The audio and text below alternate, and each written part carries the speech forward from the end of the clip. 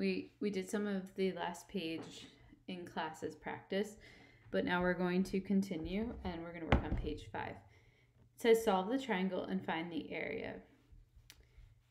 So let's set this up. A is 17 degrees. B, we don't know. C, we don't know that angle. Little a is 10. Little c is 13. Okay, I see this. This is a side-side angle, so immediately I'm going to draw another triangle, assuming that there could be 2 solutions so that I don't overlook. A, B, C. The givens have to be the same. Okay, let's start working on the one on the left. So if I have A information, right, and I have sum of C, then I'm searching for angle C first. So I'm going to do little c over sine of C is equal to little a over sine of A. So we cross multiply, and when we do that, we have 13 times the sine of 17 degrees is equal to 10 times the sine of C. We divide by 10,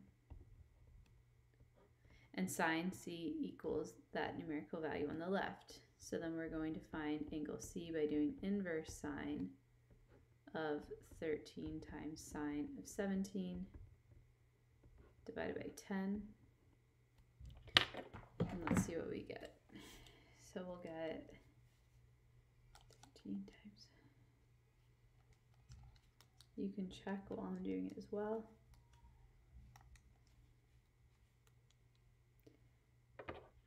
Okay, 22.34. So I'm going to come over here and fill it in. I'm going to start to erase some of the blue lines that I drew before.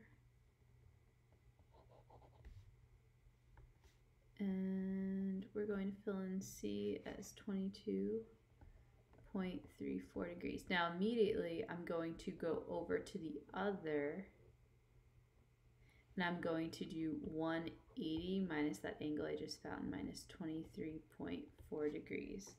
So if we do 180 minus 23.4 degrees, we'll get did we get 23? Oh, sorry, wait, this is, I got 22. What did I get over here? I got for angle C 22.34. So 180 minus 22.34. 180 minus 22.34. So we'll get 157.66. So for the left triangle, you're going to find the next angle. And then once you find that second angle, you'll go to the other image and you'll do 180 minus that angle you just got. And then you can continue working on both triangles. So for angle B on the left triangle, I would do 180 minus the 2 angles that were already given for that one.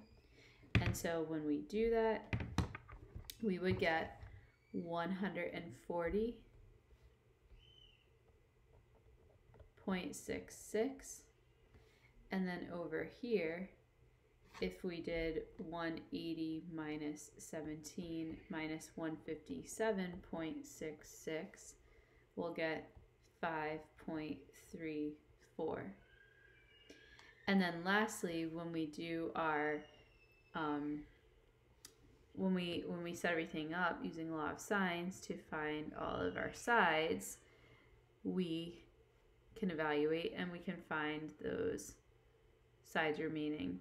So we know that little b is the side missing for both of them, and we are going to have 3.2 if we do law of sines over here, and we'll have 21.7 for that one. Okay, now the area for given angle A is going to be sine of angle A times 1/2 times little b times little c. So we have 1/2 times little b times c times sine A, and we will get two different answers, right? Because we have the two different triangles. So for 1,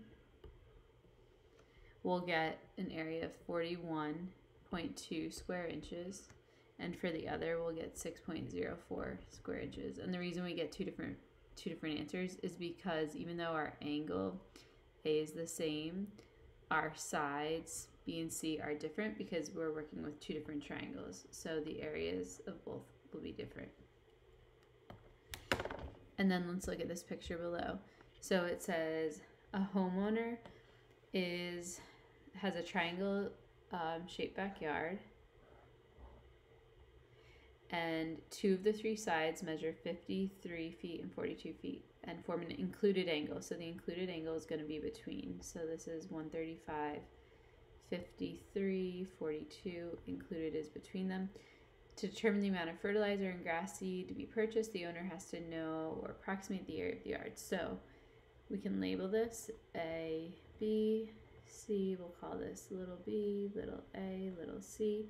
So since we have angle B, we're going to set up the area formula, 1/2.